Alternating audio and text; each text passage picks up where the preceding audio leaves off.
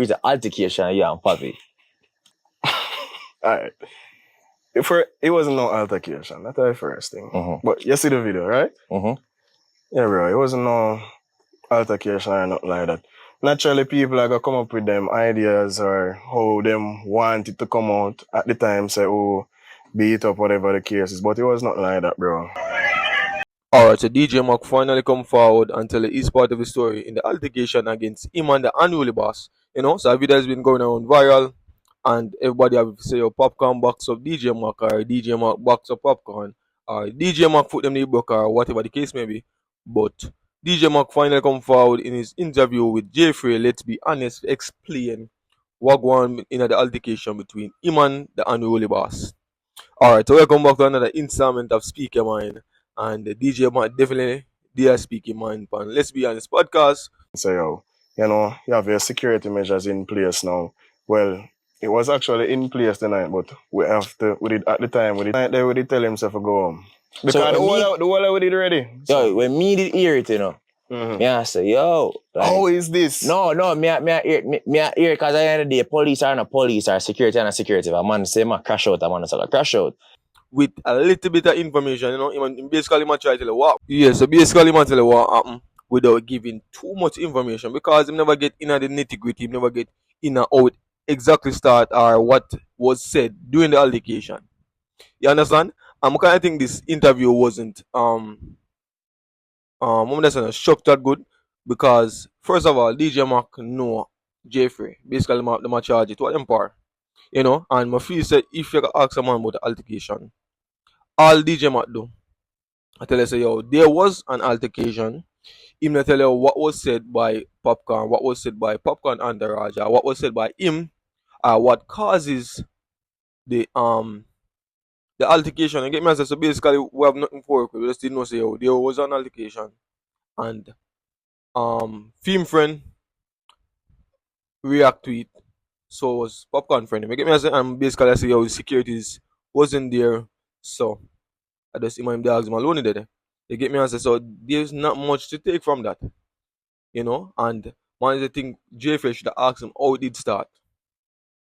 What was said in the altercation. You get me? Because we see the video. And if I interview somebody and ask them about the altercation, we want to know everything. We want to know in details, because you really did it.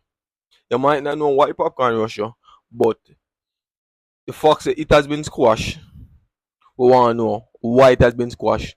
What happened for you to say it has been squashed? You get me? I just natural thing when it comes to altercation, because the first thing you gotta interview somebody, you gotta ask them all of them questions. You get me? Some watch all of the interview, and that was it. The clip I'm showing you, that was it in terms of him explaining. Say, yo, alright, the altercation is over. And the next thing I want to talk about is, remember a while back now, DJ Mark and him and TJ did follow over who produced Drift. You get me? So there was a big thing about who should get this amount for it, who should get the acknowledgement for it, or yada yada yada yada. You get me? And DJ Mark same one say, yo, since the altercation, him and Popcaan, TJ no stop trolling in an performance them. Basically him say, yo, TJ still have it out for him. And DJ Mark say a phrase in the interview woman kinda take in a case to say, yo, alright, so DJ Mark said in the interview, say, yo, him is not a DJ. So if an artist diss him, all him can do is release music. Him can't say about nothing to them in terms of him making a diss track, because he's just a producer. But he specifically said that he was the one that orchestrated some of Valiant song to hit back at TJ.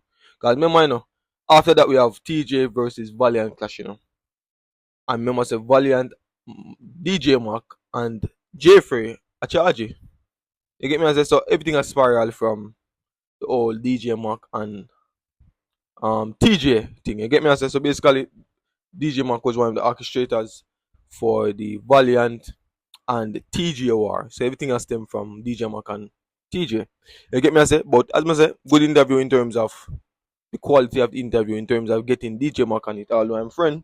But man, is the thing, the question should have been more um in depth in terms of tell why it happened. You get me? I say because as I say, it's not because we want to be fast or anything like that. It's just that if you're gonna do an interview with someone that has been in an altercation, we want to know everything about the altercation. If you said it was squash, you get me? I say, and there's always two sides to a story. So if we should hear Popcaan side, probably at that point we can put pen to paper or one to two and see if the dots are being connected. Alright, so a fund of the He funds them time for consume him song them. Him not give fans them time for enjoy him song them. I feel like that's one of the reasons why him not really have no hit song like that. I go all out for them because, as I said, this is my third time.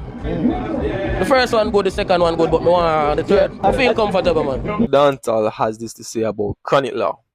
Chronic Law being one of the most lyrical dancehall artists, one of the most talented dancehall artists, one of the most consistent dancehall artists, was under backlash from a dancehall fan.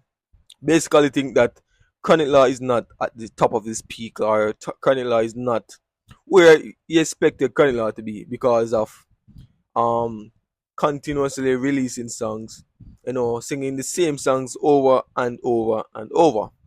And I remember Chronic Law said this in one of his interview with I think it was Jeffrey as well, saying that if that a work for him, I think I'm gonna stick to.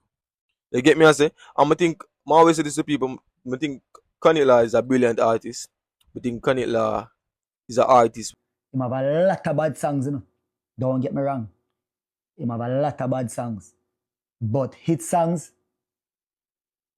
right now, I feel like him career peak, Because from him bus 2018, him been upon that level. Maybe me nah meds right.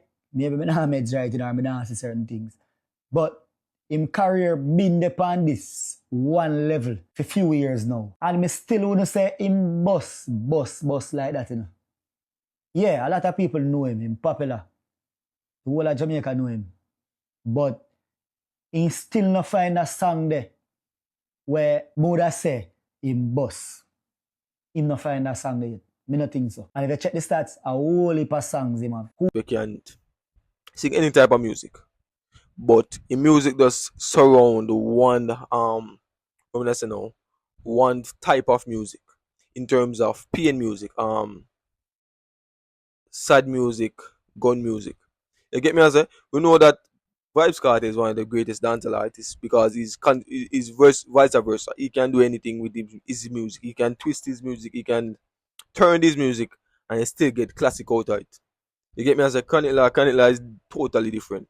If Chronic Law sing a woman song, it sounds like a bad man song. If Chronic Law sing a song about party, it sounds like a pain song. You get me? As a Chronic Law music is just surrounded by this one type of music. You get me? I say, but I think Chronic Law as a fan, I say, I totally agree with majority of what he's saying. You get me? I say, the part myself, if Chronic Law boss, man, Chronic Law boss, not because he's popular, not because he's known, but me think when you're a boss in the dancehall, you're known in majority of the countries that listen to dancehall music. So once a country that listen to dancehall music and them know Chronic Law, me think that automatically say you're boss. You get me? I say, especially if you're doing stage shows over and over and over. You get me? I say, but regarding his music, I think Chronic Law need to be more versatile with his music. Look on Squash. Him and Squash come out for the same camp. And before them did separate, as in before the sticks was the mashup, everybody have to say, oh, Chronic Law the baddest thing in the six. You get me? I say, everybody there have to say. And me did agree with them at the time. But if I check the statistics now, would I say Squash was always the outstanding one in the group because of his vice versa. Squash is one of those artists where when Squash first come to the scene, me think Squash gonna be the next Popcaan. Because Popcaan music is a type of music where get up on your feet. You get me? I say make a bounce to one rhythm if you can't dance.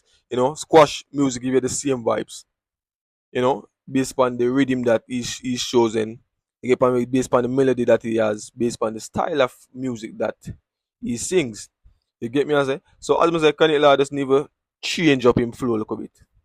But understand say you have a type of flow where you're mastered. But at the end of the day, if you mastered something, that means you're good at it. And no matter how much time you do it, you're constantly gonna do it good. So I honestly think you need to adapt to a different kind of flow, a different kind of style, and try if you change up the thing a little bit and give fans a chance to know a different side of your music.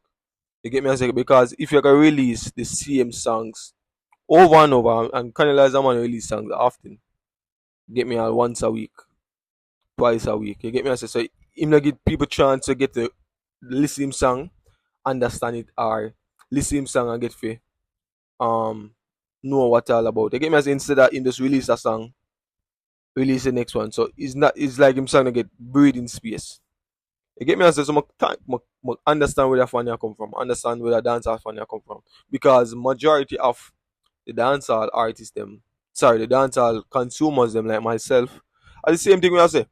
I will see it we see it from Canada bus till now. It's just that it'll get redundant, bro. It'll reach a stage where we are here too much time.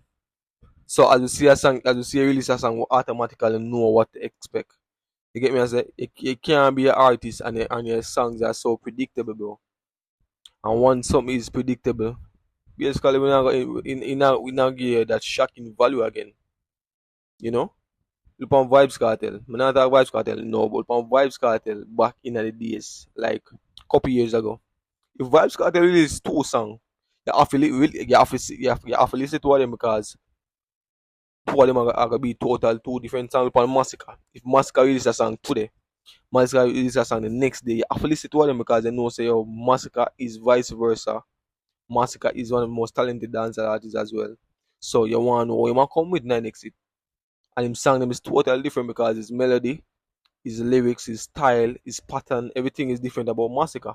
I honestly think Kanye Law should use this as a changing point in his music to try to propel to a higher level because they don't boss. You get me? I say you don't have the people and being your back. You don't have a fan base where we go anywhere we carry them with musical wise. You get me? I say so. We think you just need to sing some different music so you can reach on a higher level, like where TJ gone, you know. You get me? I say because they don't know say oh we are consuming the music. And the further them push the music, the better it are for us. You get me? I say some just think at that level there. Can it law need to get pan, you know.